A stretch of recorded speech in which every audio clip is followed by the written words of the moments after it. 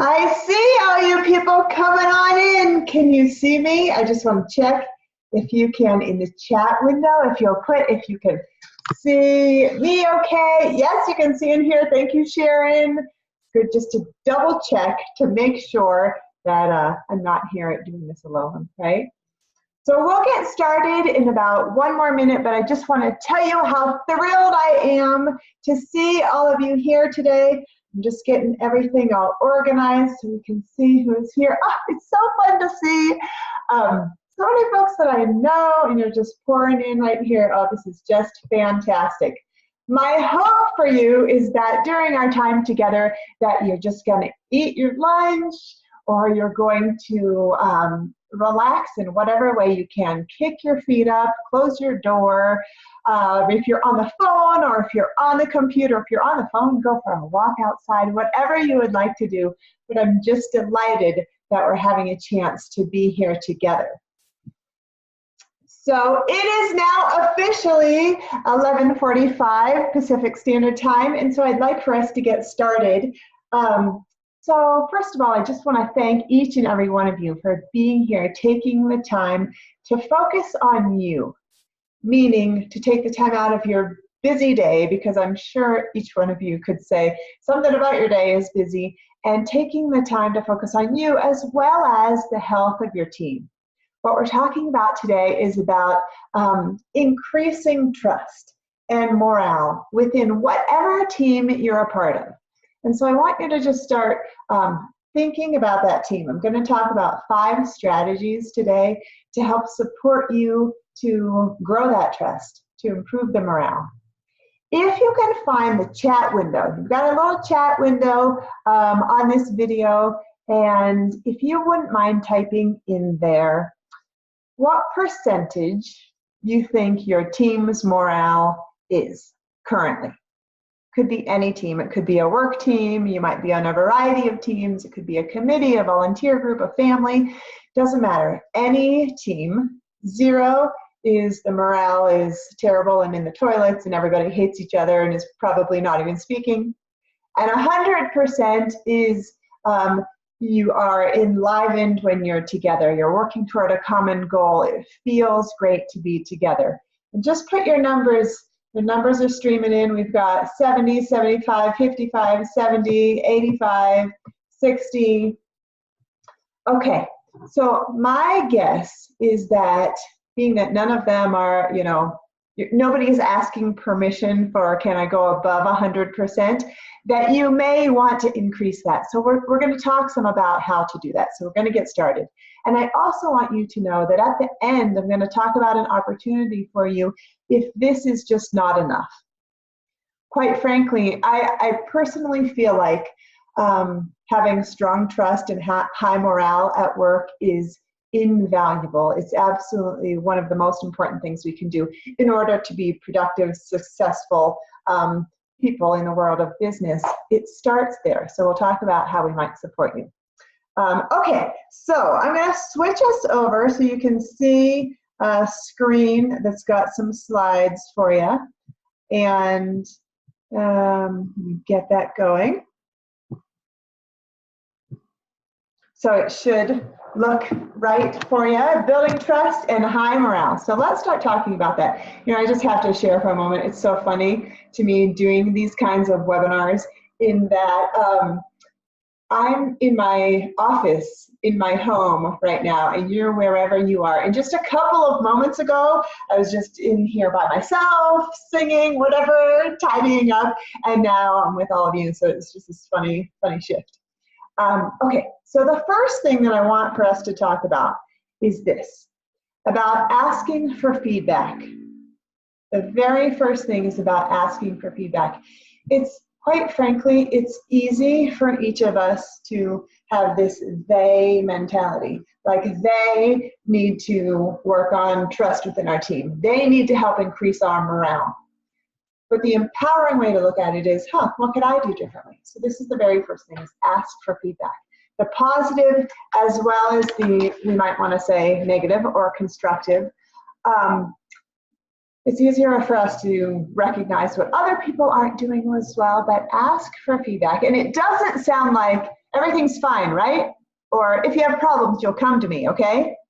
It's asking specifically. So for example, if I'm running a meeting, at the end, I might ask the group, or I might ask people to individually write down and share what's something that I've done well to support the efforts of this meeting.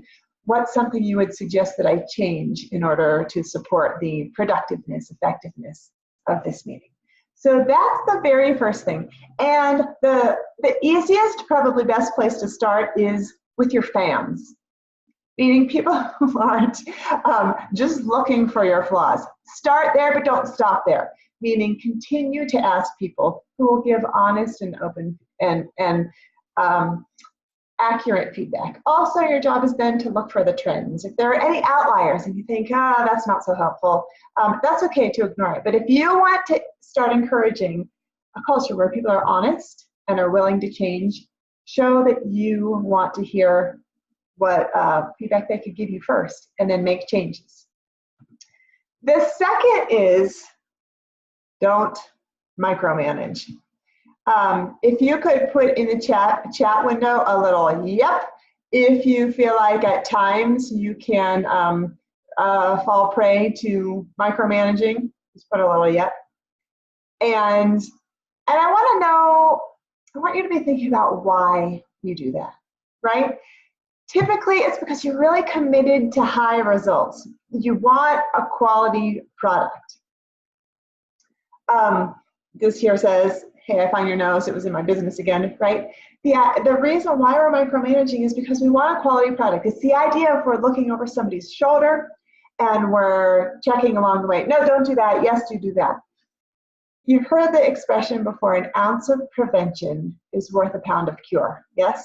So that's where micromanaging comes into play. Trust and micromanaging are on the opposite sides of the spectrum. That's usually what folks will say. I just as an aside, but it's connected, just this morning I crunched the numbers in terms of how many people I've had the opportunity to serve this past year, and then projecting with programs that are planned still for the end of October and November and December. And I had a chance to work with 1,400 folks, and each person about 3 times each. And with all of these, within the teams that I'm working with, there's about 80 different teams, and consistently they say that trust is something that they want to improve or increase. And they can sniff out micromanaging from a mile away. So what I want everyone to be focusing on is planning, sitting down ahead of time before a project when something is starting and mapping something out together. Talk about what obstacles might we see. What are we going to do when we hit this point or that point, so that you can not blindly trust, but trust because you've created a plan together. All right, the third one we've got here is stopping gossip. If any of you have been in a work environment where there is gossip, you know how lethal it is. You might even be the perpetrator if you're really honest and you look and you say, I think I might be doing that. One thing I want all of us to understand is that everybody thinks other people are doing it. Nobody will say, oh yeah, I'm the person in charge of gossip in the office. Okay, I have met one person who did. She's like, oh, that's me. I'm causing a big problem. It's kind of an elusive topic, and people will say, it's because I care. I might say, oh, did you hear that so-and-so is getting a divorce? I hope she's okay. So the idea, the definition of gossip is not talking about the person who's not in the room at work. Personal lives become a different thing. Right now, let's just talk about at work or with this committee or this particular group that you're talking about. Don't talk with your colleagues about somebody else who's not in the room, unless you're trying to figure out strategies to interact with that person well. So you talk above, you talk to your supervisor. The only exemption besides that, if you're trying to get strategies and you're talking to your supervisor, is if you're giving them an outrageous compliment, right? You're talking about some of their amazing qualities and you're sharing that with somebody. So when some of you may listen to or read books by Brené Brown, I just love her. She came out with a new book called Braving the Wilderness. And what she says is that when we do gossip or when we talk about somebody in confidence, what we think we're doing is increasing trust. with that person. Oh, I'm going to tell you some secrets or some private information. But what actually happens is it erodes trust. Because the moment that you're telling me something that isn't yours to share, I feel like I can't trust you, and that's just how you operate. That when are you then going to be talking about me, and it's really affecting the entire morale of the team. So that's the third thing. One of the hardest things to do is stop it in its tracks, meaning somebody's talking to you and you have to cut them off, or you have to redirect. You have to somehow share with them, probably by interrupting and saying that you're uncomfortable, and do they want you to walk them over to that person, perhaps to have a direct conversation, something like that. All right, so our fourth one. This is focusing on the positive. You may have heard of this 5-to-1 rule, which is by Dr. John Gottman, who some of you may have heard if you have any counseling or psychology background. So let me share a personal story with you. So for the past 5 years, I've traveled about once a month to Washington, D.C. to work with a group there. And when I would come home, my beloved partner had been taking care of our beloved children for at many times up to 12 days at a time. And I would walk in the house, and I didn't know this would happen. Every time it took me by surprise, and I would just see the mess. Now, granted, his standard of mess and my standard of mess are different. So I like a little less mess. So what I would see are the crumbs on the counter, that the floor had been swept but not mopped. You get the idea. It's kind of anal in that way. And with my unrefined self, my kind of raw self, I would point those things out, like, I spent all this time away and I come home and the house is a mess. And yeah, you can imagine the rest of the story and how that went. When I could stop and get a little more conscious about that and do the 5-to-1 rule, let me explain that. That is sharing 5 appreciations or positive interactions, having 5 positive interactions for 1 negative. When I could stop and think, what's positive about when I was away? I could turn to him and say, I just really need to thank you. I need to thank you for taking care of our children, getting them to their ballet lessons and their ski team, and getting them to school, and dealing with the homework monster, and still having your own job, and taking care of the house, and doing all of those things. You get the idea. When I could stop and say that, I really appreciate what you've done. Later on, it gives me deposits in, we could say, the emotional bank account, so that I can make withdrawals later to say, hey, you know what? I've noticed there's something that really irks me. Is the state of the house. Whenever I get home, could we talk about that? Then it's a very different conversation. So I want you to remember this 5-to-1 positivity rule. You can't just dump the 5 positive things on so that you then at the end get to say the 6th thing, which is a constructive criticism, let's say. But the idea is to look at what's working. You can see up on my wall, I think it's backwards to you, but it says what we focus on expands. And I believe that is so absolutely important. If we're looking for the good, we see more good than bad, although as humans, we're designed to find the problems and fix them. So we have to work hard to focus on what is working. Now the 5th one, and I want you to get ready with some questions in the chat bar. It seems like when I'm in this screen where the slides are going, maybe if I do this, I'm going to be able to see the chat window. I'm going to try and pull that up here. Okay, I'll find it. I might have to turn off the share screen so that I can see the chat window. Anyway, here is the 5th concept for you, and then please start to prepare some questions. It says that we need to create a cultural shift. I want each and every one of us to understand that we're only one person. And if we want to change a culture, which that's what it is, trust, morale is about changing a culture. It's not changing just one person's behavior. You're not in it alone. Or the idea is, how can you impact the group? So here are a few ideas, all in this 5. So the first one is talk with your team about each person having a solution orientation instead of a problem orientation. Anytime somebody wants to bring up a criticism or why something won't work, if you can front load it by saying, okay, if you're going to do that, bring up an idea that can work or that would work. That's the first one. The second one says, at meetings, do updates as successes. It's pretty common that at most meetings we do updates. Even at a family reunion, right, we're doing updates, meaning what's been going on since the last time we were together. So if you can do updates, meaning as successes, what's been going well. In that way, it gives one another an opportunity to know what's been going on in each other's lives, but also it's framing it in the positive. It's setting you on a positive trajectory. It's looking for what's working. So that's a second. Then we've got a third, which says appreciation. Sometimes we are pretty terrible at telling one another what we appreciate about them. Or we do a quick thanks so much for helping out with that thing today. Appreciation is deeper. So one activity, and I fear calling it an activity because sometimes people balk at that kind of term, but at a meeting, one of the line items or agenda items could be, you're going to turn to the person on the right of you and share something that you appreciate about them. It could be that simple. If you're not the positional leader, if you're not the one running the meetings, if you're not the one in charge, I am such a fan of blaming anything on training. Meaning, you can go to your supervisor, to your boss, and say, hey, I just learned about this concept in this training, and I wanted to bring it back to the team to see if it's something you might be interested in us doing. So that's how you could use that one.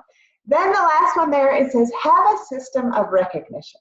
So first I want each of us to think about, do you have values within your particular department or your organization? Many groups do. Smaller businesses sometimes say, no, we kind of know what they are, but we don't have them written down. So first step is write them down, 5 or fewer, so people can actually remember them. And then at each meeting, have folks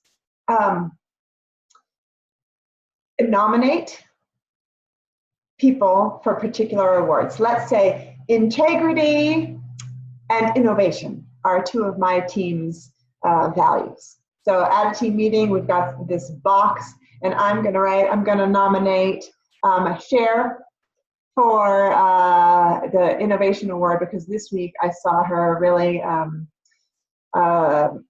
challenging the box, right? Thinking outside of the box in this particular way.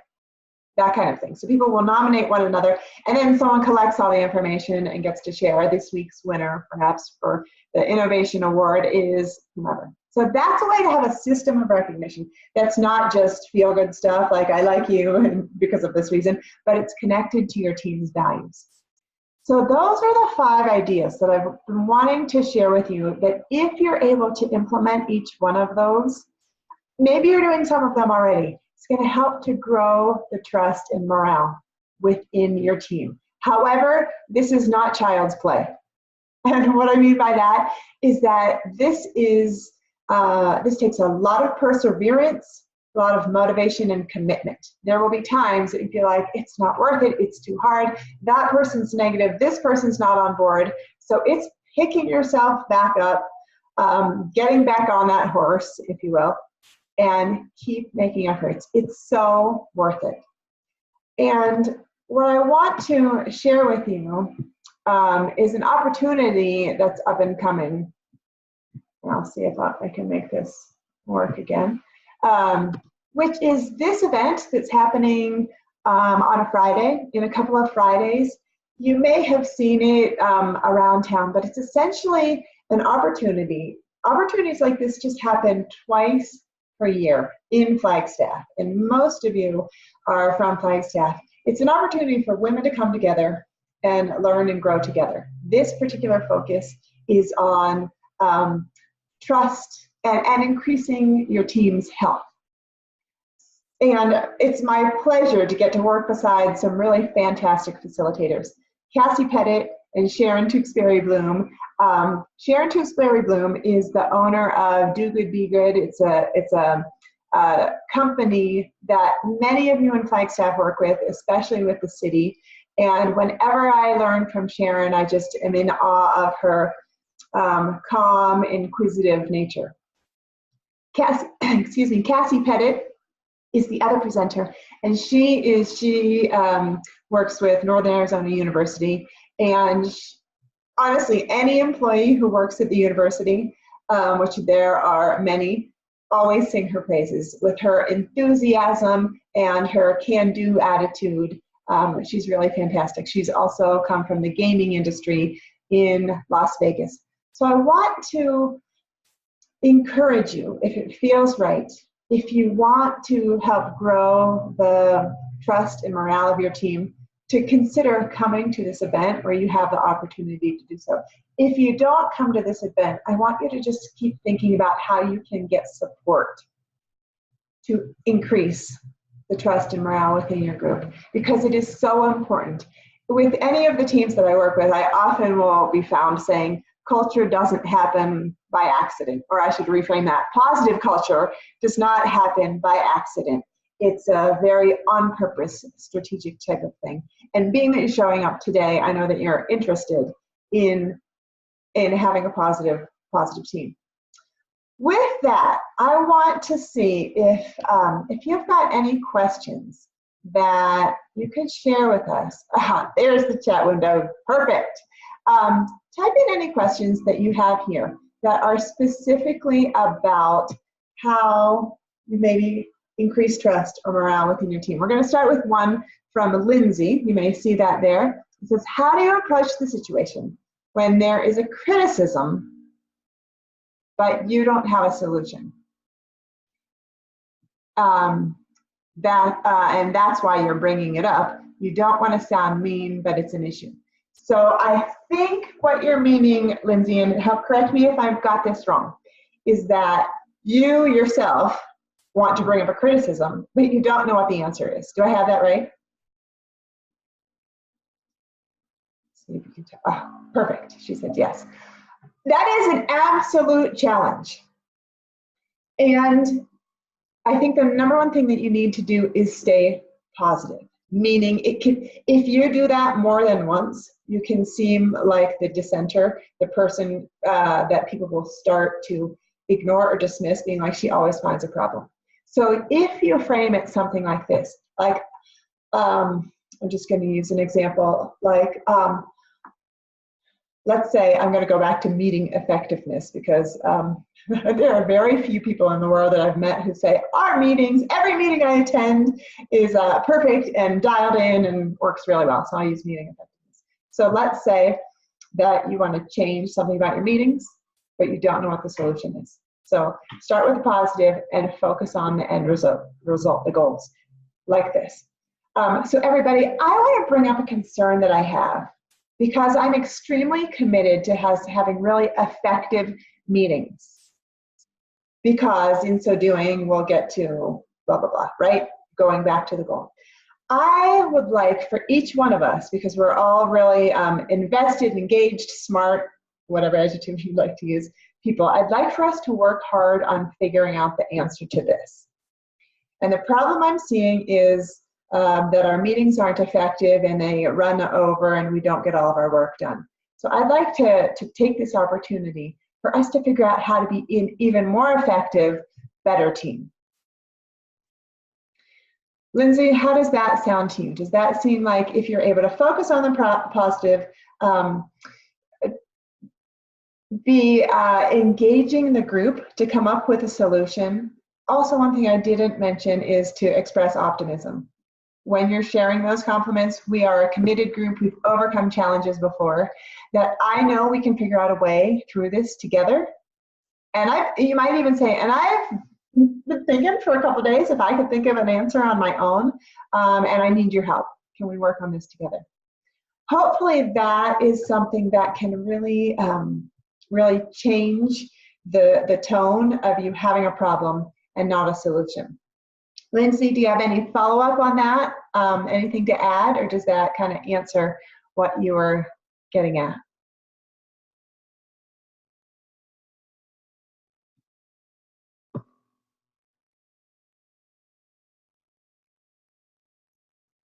Okay. Ah, sounds, oh, good. There's more stuff coming in. Okay, so Lindsay says, yes, that sounds good. It's not complaining, but it's actually engaging. That is exactly right. You want to engage people and use the power of the team to find a solution. Thank you. All right, Gianna, here we go. It says, I love the system of recognition. I often feel I spend more time supporting and responding to difficult people. Yes, that is kind of life draining at times. It says, I think creating a system of recognition will help me recognize the rock stars that I often feel I am neglecting. Do you have some more ideas for recognition? Oh, I love that. Sometimes, so let me share something with you personally. One time, one of my great friends, who I value tremendously, she and I met in the Peace Corps 20 or so years ago in Southern Africa. For some reason, we were talking about first impressions. And I said, I'd love to know your first impression of me. And she said, I thought that you were kind of fake and flaky. And I was dumbfounded and floored. And I thought, oh my gosh, well, I'm super glad you're telling me. Why? And she said, because you were often just like, this is great, and that's so positive, and I didn't believe that you could be authentic. I'm sharing that with you because I have I don't know if it's a natural interest in sharing appreciations of one another. I feel like most people don't have this problem, that they're often sharing this positivity, and so people will think it's inauthentic. However, if that might be an issue for you, just always connect it to something real. Instead of, that's great, it would be something like, Gianna, I really appreciate you as a person because I see the hard work that you do on consistently on every project, and even on the hard ones. When I personally feel disgruntled, you stick with it and you never give up. If you want to avoid the appearance perhaps of inauthenticity, go deep. So other ideas for recognition. Now you're going to think this sounds funny, but I'm such a firm believer in this, is to quantify it.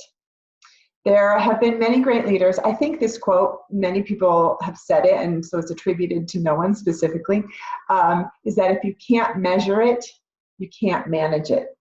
So if I say I want to increase the appreciation within my team, but I don't, I just say I'm going to do it more often, there's a good chance I'm not going to do it more often. So if I say I'm going to give appreciations or compliments twice per day, then I can figure out, did I meet my mark or not? Again, there's caveats, like it needs to be authentic. You can't say the same thing every time, that kind of thing. So giving yourself a goal like that, actually even starting out with your group. If you want to do it more than just yourself, talk to your group and say, how valued do you feel within our team or within our company?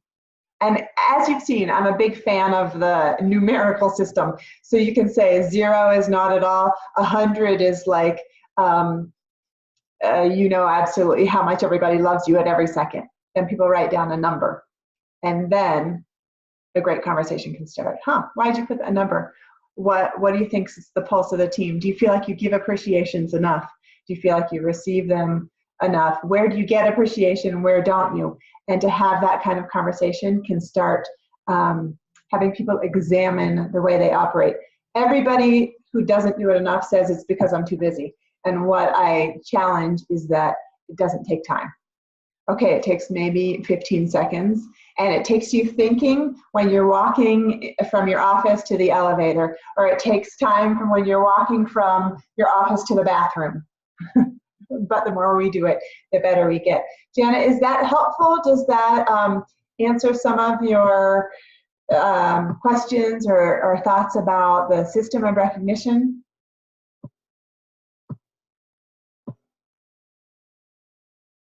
Great, perfect. All right, Robin, it says, how do you build a cohesive culture on your team when they all contribute to the organization? Oh, I love this. Contribute to the organization in very unique and separate units that contribute to the whole. So my favorite analogy for this, because this is common, this is more common than I think I would initially think, is your team, Robin, sounds like a golf team opposed to a basketball team. And what I mean by that is, on a golf team, where you're doing golf, G-O-L-F, it feels like I'm saying it in a funny way. that you're all individually contributing. You're having to do your own work, work hard, and then you come together and the team succeeds or fails. On a basketball team, you're interdependent, you're needing one another, and it's really clear how you can empower and count on one another. So I guess the question, what we first need to figure out is, what is everybody doing, right? This makes me think of teachers. My husband is a teacher, and he says, I wish we had more time for us to observe one another and give one another feedback, but you don't. You have your classroom, you do your thing. You might think that somebody else is a good teacher because other students say so, or how they carry themselves, or something like that. So I think the first thing for you, Robin, is for everybody to share what they're working on. It's like updates. If you get together just once a month, it's perhaps this that I talked about, sharing successes. And in so doing, we're going to learn about their personality. We're going to get to see what qualities are shining through. And actually, we can even ask to get mentored by one another. If I hear that you consistently are extremely productive, because that's what I can kind of read between the lines by all the stuff you're getting done, and or maybe you're really driven, and I'm not, I'm in a slump, I'm going to go to you offline, perhaps not during the meeting, and say, hey, I get the impression, or I see that you are very driven and that kind of thing. Is that true? And secondly, can you teach me how you are that way? It's one of the best compliments we can give to one another when we ask for someone to mentor us, and also almost always catches people off guard because they say, I don't know how I'm driven, I just am. So then you get to say, well, I would love it. Would you mind just thinking about it a little bit? And maybe in a week I could buy you a cup of coffee and you could share with me, your top 3 suggestions. It's a great compliment, and it's a great way to feel like more of a team. So Robin, I hope that helps. And it looks like we have time perhaps for one more. We've got until 12:20. Okay, good. Oh, Sharon, I hope you're able to get back on. I see that you're having a little bit of trouble. And Sharon Tewksbury Bloom is on the call, and she's going to be one of the presenters on the 27th. It looks like we don't have any questions right now, so if you've got one, throw it in real quick. We can see if we can cover it. But I just want to share with you one other thing about the 27th. This will be, I should know the number specifically, this maybe will be our 7th one that we're doing like this, where folks from Flagstaff who are empowered and believe in professional and personal growth come together, and it's always amazingly inspiring. The other thing is that sometimes people will say, well, I don't know if I have the money. About half of the folks, when I crunch the numbers, half the folks, their workplace pays for it. So if you haven't asked, all they can do is say no. The other half say, this is important enough for me, I'm going to pay myself. And you'll also see all the freebies. There's $75 worth of freebies, from a free massage to a $10 gift certificate to the Toasted Owl, to a yoga class, and more. So it is my pleasure to get to talk with all of you today. Thank you so much for making the time to get together. Please enjoy the rest of your day and your week, and I look forward to seeing some of you on the 27th. Thanks so much, and have a great day.